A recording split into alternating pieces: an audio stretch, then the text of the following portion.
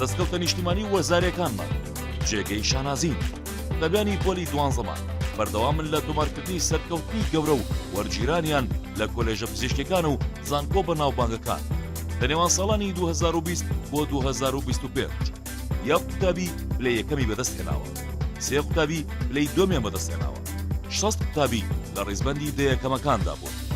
قوتابیەکانمان بەشداری لە پێشبڕکێ نێودەوڵەتیە بە ناوبانگەکانی وەک IJSO، IVO، ISEF، IMO، کانگارۆ و دینەی گڵ دەکەن و بە شانازیەوە نوێنەراتی عێراق و هەرێمی کوردستان دەکەن.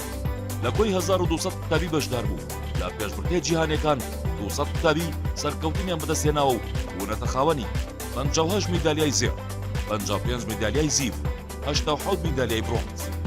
تەنانەت لە ئۆڵۆمپیاتی نێودەوڵەتی بیرکاری IMO کە یەکێکە لە گرنگترین پێشبڕکێکانی جیهان، یەکێ لە قوتابیەکانمان بۆ ماوەی 2 ساڵی لەسەر یەک لەی سێمی جیهانی بەدەستهێنا.